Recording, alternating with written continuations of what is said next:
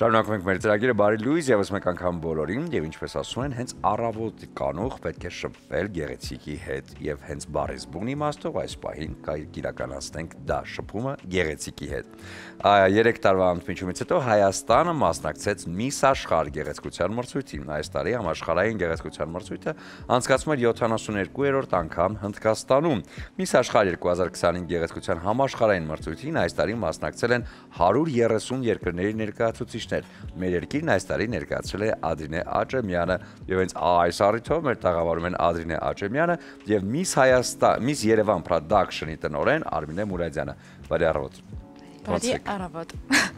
Լավ, դուք ո՞նց եք։ Շատ լավ, մի րոպե։ Դա։ Սազում է ինձ։ Շատ։ Մի հատ բան հարցնեմ էլի, այս ծանր թագը ո՞նց են այս գեղեցկուի նուրբ աղջիկները կրում։ Թող տնօրենը պատա։ Կասեք, ես ես կնստեմ։ Պատվով եւ պարտավորված։ Ծանր չի, շատ ծանր է։ Ծանր է, հա։ Ինչ լավ, քանի որ թարմ են տպավորությունները Հնդկաստանից, եկեք մի փոքր խոսենք հենց Հնդկաստանից եւ այս տարի Ադրինեն էր ներկայացնում։ Եվ պատմեք մեզ այդ մասին։ Ներկայացնեմ, Ադրինեն նշեմ, որ մեր նախկին սանն է եղել եւ կրսեր տարիքում մասնակցել է մեր գեղեցկության մրցույթներից մեկում, կրսեր Միս Երևան նախագծում եւ լավագույն հնգյակում էր հայտնվել։ Եվ այս տարվանից սկսած Միս աշխարհ եւ ոչ միայն Միս աշխարհ գեղեցկության մրցույթի արտոնագրերը Հայաստանում պատկանում են Միս Երևան Production-ին եւ նշեմ, որ շատ կարճ ժամանակ ունեինք մասնակից գտնելու, պատրաստելու եւ պատրաստված ներկայանելու նման միջազգային հեղինակավոր մրցույթում եւ բազմաթիվ ընտրություն, կաստինգներ եւ այլն հասկացանք, որ Ադրինեն մեր լավագույն մասնակիցներից է, որ կարող է կարճ ժամանակում պատրաստված պատվով ներկայացնել Հայաստանը եւ պատասխանատվություն կրել դրա համար։ Համենայն դեպս Ադրինեն փորձել է ամեն բան անել գեղեցիկ ներկայանալու, Հայաստանը ճիշտ ներկայացնելու, մեր մշակույթը, պատմությունը, շատ գեղեցիկ փուլեր, հարցազրույցներ, տաղանդի փուլեր են նաեւ տեղի ունեցել, բարեգործական մեծ ծրագրեր են տեղի ունեցել այնտեղ եւ բոլոր առումներով Ադրինեն փորձել է անել մաքսիմումը եւ լավ ներկայանալ, ինչը մեզ համար շատ կարեւոր էր առաջին անգամ նման հեղինակավոր մրցույթում պատվիրակ ներկայացնելը։ Իհարկե անկասկած Ադրինեն լավագույնն էր ներկայանալու, բայց նշեմ, որ շատ դժվար է նման մեծ երկրների, պետությունների ներկայացուցիչների հետ մրցակցել, ներկայանալ, կարողանալ հաղթահարել դա հոգեբանորեն նաեւ Ադրինեն ամեն բան է արել եւ ընկերությունը շատ հպարտ է, որ ինքն է ներկայացրել, նշեմ, որ նաև շատ սիրվել է այնտեղ մրցույթի թե կազմակերպիչների կողմից, թե գործընկերների, շատ մեծ հավանություն էր ստացել եւ ամենակրտսեր մասնակիցն է եղել եւ ոչինչով չի զիջել այն մասնակիցներին, որոնք տարիներ շարունակ մի շարք միջազգային մրցույթներ են հաղթահարում, որպեսզի կարողանան մասնակցել աշխարհի լավագույն մրցույթներից մեկում, հզոր մրցույթներից մեկում, իսկ մրցույթը ավելի շատ կրում էր բարեգործական բնույթ, ինքը նախագիծը այդպիսին է, իր գլխավոր թեման բարեգործությունն է ամբողջ աշխարհում, կարծում եմ, որ այնտեղի նախագծերի ժամանակ էլ Ադրինեն դրանում համոզվեց եւ գլխավոր շեշտը դրված է հենց մասնակցի ասելիքի եւ անելիքի իման վրա, որտեվ շատ կարեւոր միայն արտաքին տեսքի մասին չի, ցավոք շփոթում են երբեմն, գաղափարն է շատ կարեւոր, իսկ Ադրինեն փորձել է ամեն բան այնտեղ անել, որ լավագույնս ներկայանա ու ներկայացնի մեզ։ Ադրինե, մեզ համար շատ հեշտ է, հա, կողքից միշտ դիտել ու ինչ-որ խորհուրդներ տալ, ասել, մեր կարծիքը հայտնել, բայց մասնակցի, որ պիտի բեմ դուրս գա ներկայացնի մի ամբողջ երկիր, այն էլ հենց մի մրցույթի ժամանակ, որտեղ պետք է եւ գեղեցկությունը, եւ տաղանդը, եւ երկրին հավուր պատշաճ ներկայանալու ձևը, սա շատ դժվար է, շատ։ Այ ձեր տպավորությունները երբ եղավ առաջարկը ներկայացնելու երկիրը։ Իրականում բնականաբար անսպասելի էր, որ ես էի գնալու, որովհետև մի քանի տարի երևի չեմ զբաղվել մոդելինգով, ավելի շատ իմ հիմնական մասնագիտության վրա էի ավելի շատ կենտրոնացել այդ շրջանում։ Երբ հասկացա, որ ես պետք է գնամ, առաջինը իրականում վախն է միշտ այդ պահին գալիս, դու վախենում ես, որովհետև հասկանում ես, որ դու պետք է գնաս, հասնես Հնդկաստան, ներկայացնես մի ամբողջ պետություն, դա բնականաբար շատ բարդ է։ Այնտեղ նույնիսկ երբ որ ինձ մի փոքր օրեն եղել լավ չեմ զգացել առողջապես, շատ արագ եմ վերականգնվել, որովհետև ես երևի Երևանում, հա, ավելի շատ պատասխանատվության զգացումներ, որովհետև ես միշտ ասում եմ, եթե Երևանում ես լինեի, մի շաբաթ տանը կպարկեի այդպես, բայց այնտեղ շատ արագ եմ վերականգնվել, որովհետև հասկանում էի, որ մեծ պատասխանատվություն կա, որ հետո պետք է գամ Հայաստան եւ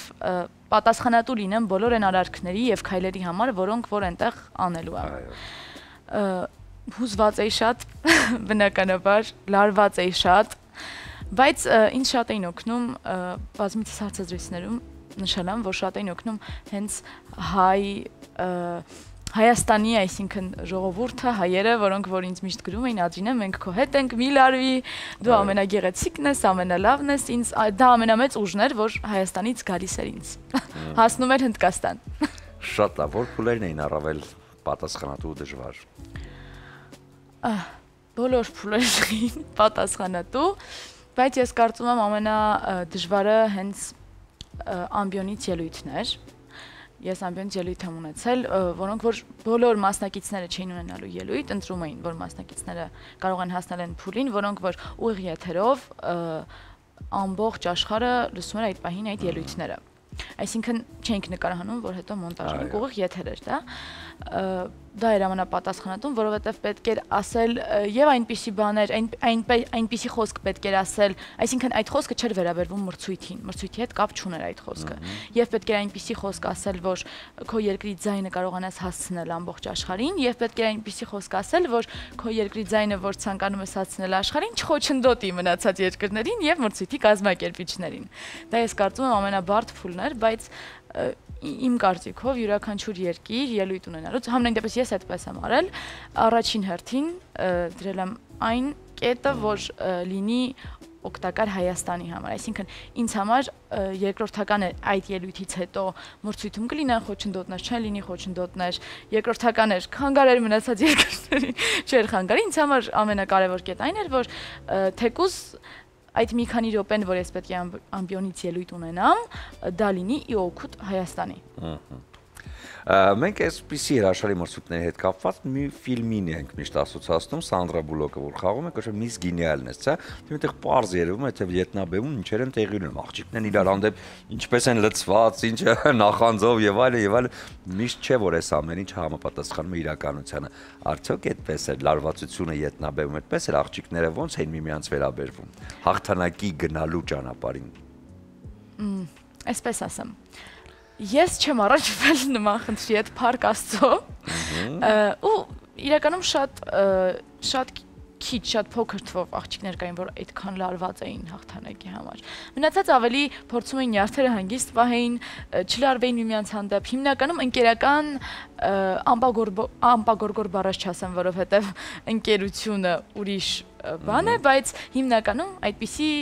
տրամադրություն էր տիրում, այսինքն միմյանց հանդեպ, չգիտեմ, կապլուկ կոտրել, կրունկ կոտրել, հոգուս պատրել, չէ, չկար, ես չեմ առնչվել ամեն դեպքում։ Շատ լավ, այս թագից, քանի որ ես արդեն կրեցի մի քանի վայրկյան այս թագը, սա իհարկե այս տարի ձերն է, չէ՞, այս տարի Ադրինեն է, բայց փոխանցովի այս թագը։ Փոխանցովի թագ է եւ յուրաքանչյուր տարի այսուհետև տեղի կունենա Miss Աշխարհ Հայաստան նախագիծը, որի հաղթող մասնակիցը կարժանանա թագին եւ պատվով կներկայացնի հաջորդ Miss Աշխարհ հեղինակավոր մրցույթին, կներկայանա որպես Հայաստանի պատվիրակ։ Իդեպ նշեմ, որ արդեն Miss Yerevan Production-ը շուտով կմեկնարկի համահայկական մեծ նոր նախագիծ հայ գեղեցկուհի համահայկական ազգային գեղեցկության մրցույթ, որը նախատեսված է, որի հաղթող մասնակիցը հենց կմեկնի Miss Աշխարհ գեղեցկության մրցույթին, ժամանակ ունենանք լավ պատրաստվելու, լավ ներկայացուցիչ գտնելու, Ադրինեն նույնպես իր մեծ փորձը կփոխանցի, մասնակցին կաջակցի այդ հարցում, եւ նշեմ, որ տարիքը 17-ից 28 տարեկան աղջիկների մասին է, եւ ներգրաված են լինելու ամբողջ աշխարհից հայուհիներ, տարբեր ծայրերից, Փյուրքից գեղեցկուհիներ, որոնք ազգությամբ հայ են, սակայն բնակվում են ինչ-ինչ պատճառներով Հայաստանից դուրս, կարող են նաև տվյալ մասնակիցները ներգրաված լինել նախագծում, որպեսզի կարողանանք լավ խումբ ունենալ եւ լավ պատվիրակներ պատրաստել նման հեղինակավոր միջազգային մրցույթներում, նաև նշեմ, պատրաստվում ենք նաև Միս Երկիր գեղեցկության մրցույթին, որը Ֆիլիպիններում աշնանը կկայանա, մի շարք նմանատիպ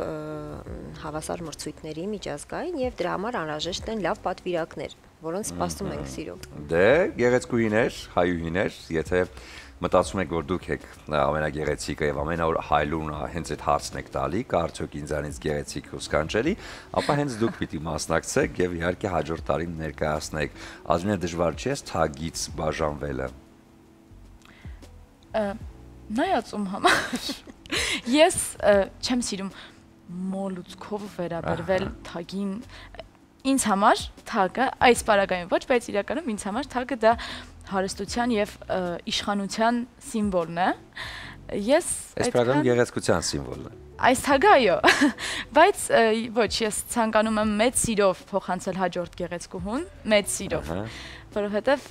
պետք է միշտ պեղ տալ հաջորդներին։ Շատ լավ, անցնելով այս ճանապարհը, հա, լարվածության, անհանգստության, ինչ խորհուրդ կտաս նրան, ով պիտի հաջորդ տարի արդեն գա եւ մասնակցի այս ամբողջ ճանապարհով անցնի։ Ես խորհուրդ կտամ ամենակարևորը չկորցնի իր տեսակը,